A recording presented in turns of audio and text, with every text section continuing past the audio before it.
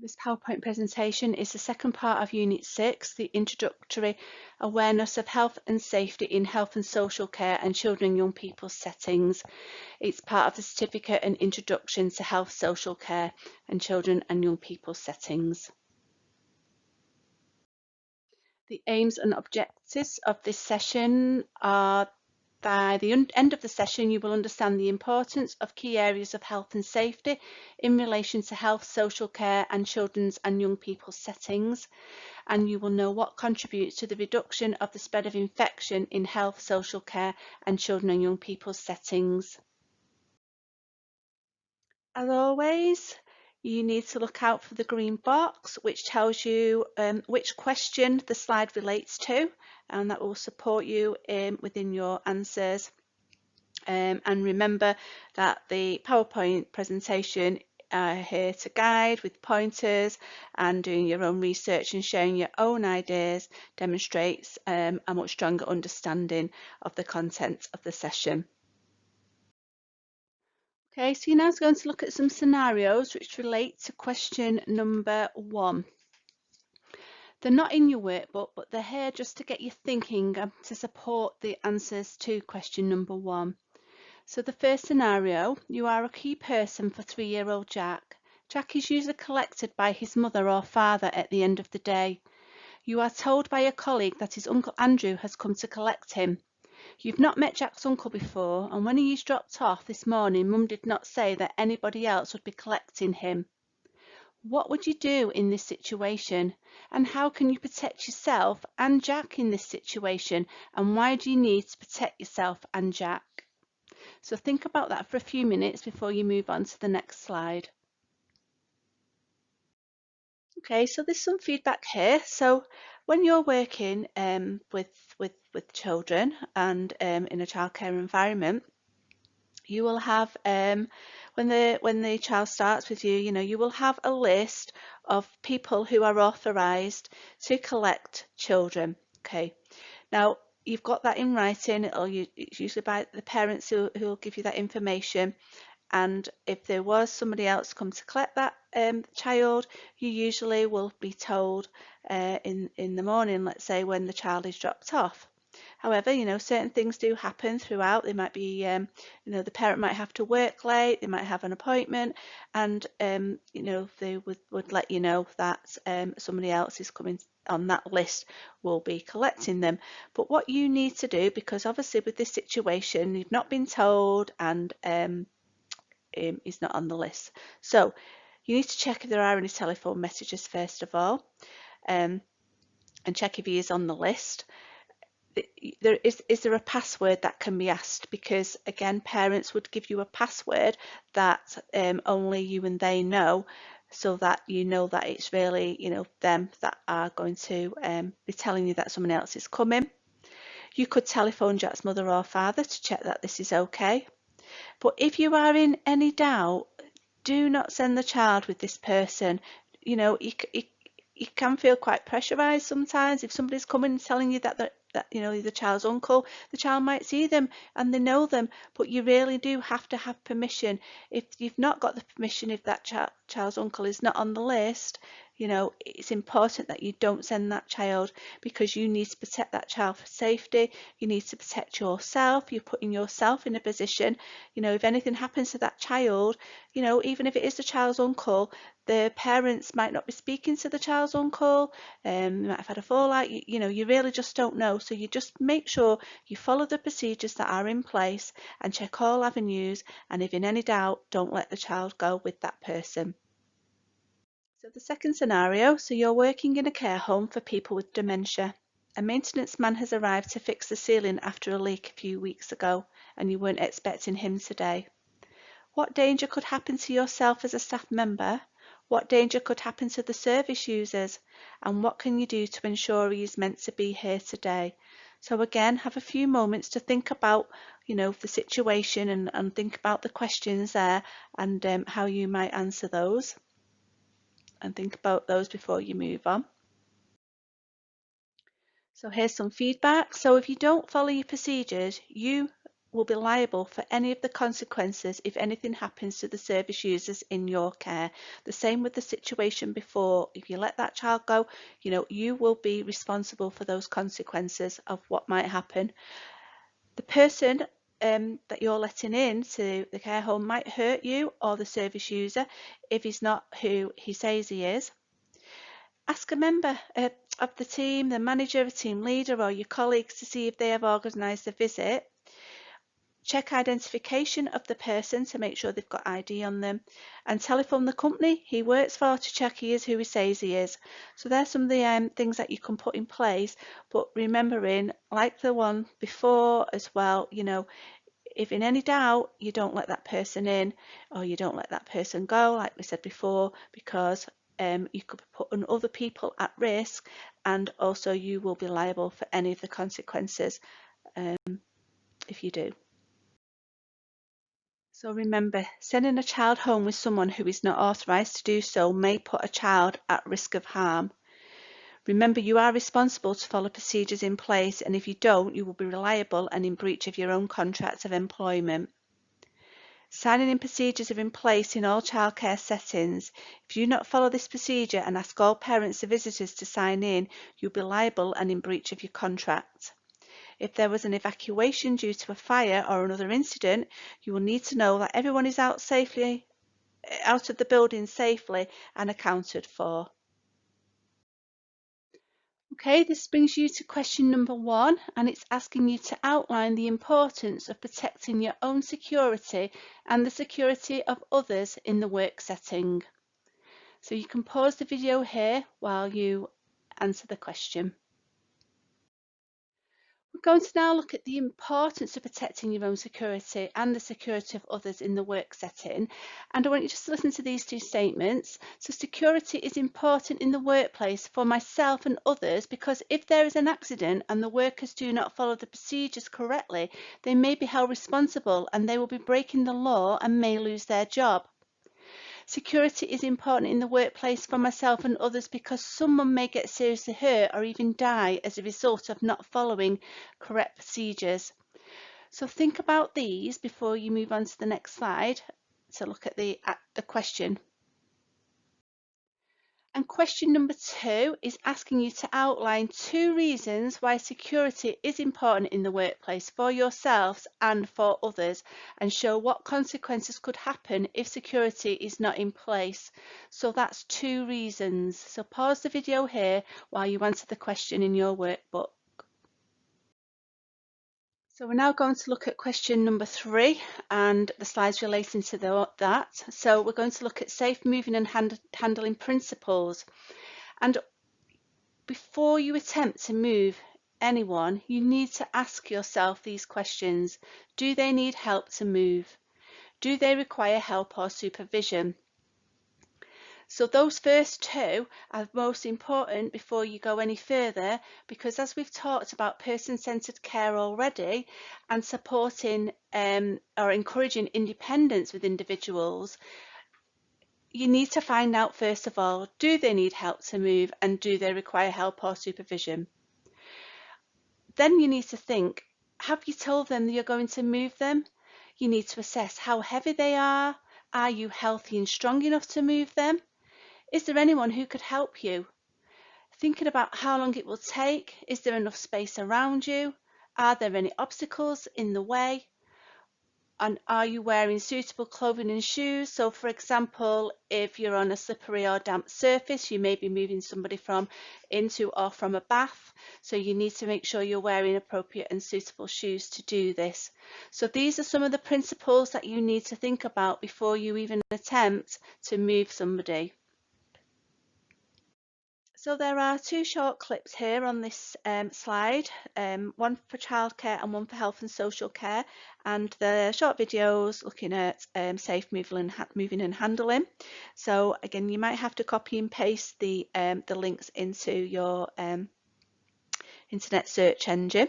So have a look at those before you move on to the next slide. So the importance of safe moving and handling, and now you've watched the videos, I'm sure you'll have some more ideas on those. When working in health, social care and children and young people settings, People and equipment must be moved safely so that no one is injured. So, for example, care workers may need to help older age adults get out of bed or help them to get out of the bath. Training is important, as we've talked about previously, to be able to do this, and if not followed, may injure your back or injure the service user. When working in health, social care and children and young people settings, people and equipment must be moved safely so that no one is injured. So, for example, the nursery workers will need training to safely lift babies and young children out of a high chair. If this training is not followed, you could injure your back and the children that they're lifting. So for question number 3, you need to outline the importance of safe moving and handling practices. Thinking about the videos that you've looked at, thinking about the principles we talked about before you answer. So you can pause it here now and answer this question. You're now going to look at slides relating to question number 4, and you'll see on this slide here that there is a list of accidents that may occur in a health, social care, children or young people setting. You've got bumps to the head, choking, trips and falls, vomiting, nosebleeds, cuts, grazes, fractures, burns, unconsciousness, and I'm sure you'll be able to think of some others to add to those accidents. This slide also relates to question number 4, and this is looking at sudden illnesses that may occur in a health, social care, children or young people setting. You'll see the list of rashes, breathing difficulties, allergic reactions, stroke, heart attack, and again, you may be able to think of others that you can include when you're looking at this for your answer to question number 4. And this brings you to question number 4. So you can pause the video here while you answer this question, and you need to identify 4 accidents and 4 sudden illnesses that may occur in a health, social care, children or young people setting. Think about the last 2 slides, one with the accidents, one with the sudden illnesses. You may use some of those, you may have your own ideas, but because you're identifying for each one, so for accidents, for illnesses, you need to put a supporting sentence alongside each one. So we're now going to look at slides related to question number 5, and we're looking at who might deal with accidents and sudden illnesses. Okay, so the people who might deal with accidents and sudden illnesses will be the appointed first aider, or if everyone is first aid trained, the one that is nearest to the incident. And what this means is, so for example, usually in a childcare setting or environment, you need to be paediatric first aid trained, okay, and everybody is usually first aid trained. It's important that you find out who is first aid trained and who that first aider is. You will have an appointed first aider, so you will know exactly who might deal with the incident.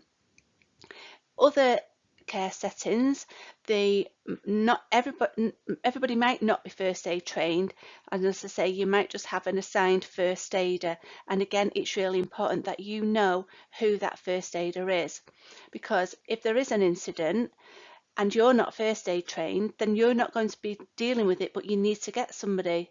So, it's important that you find out who that person might be. And this brings you to question number 5. So you need to pause the video here to answer this question, and you're going to identify who might deal with accidents and sudden illnesses in the work setting. So the next slides relate to question number 6 and question number 7, and we're looking at how infection is spread and methods to reduce the risk of infection. So there are many ways that infection is spread. These are by not following hand washing procedures, not following disposal of bodily fluids procedures, by sharing towels and feeding equipment. Another way is not by cleaning toys properly and having unclean surfaces. And if a person or child attends a setting when they are unwell or have an infection, this is also a way infection is spread. And also, currently we are going through the pandemic with the COVID-19, the coronavirus, and all these things we've just talked about there are also important to stop the spread of this virus. Also, we we've been told about hand washing and cleaning and, you know, good hygiene practice. And so how can we reduce the risk of these infections? Well, the best way to reduce the spread of infection is to make sure that there's a high standard of cleanliness and everyone in the setting follows all of the health and safety procedures. Young children and some adults would need to be supported to carry out some procedures properly. So, for example, hand washing or toileting, you know, they might need support in doing this. And hand washing is a really big thing, as I mentioned earlier, with the virus, the current virus, and it's about showing children how, and some adults, how to wash your hands correctly and making sure, you know, you do it for the right amount of time and you clean all areas. It's also important that exclusion periods are followed, so if someone is unwell or has an infection, to reduce the risk of spreading it to others. And again, the current situation, you know, it's not just about the coronavirus, because there are other infections that are spread and we need to reduce the spread of.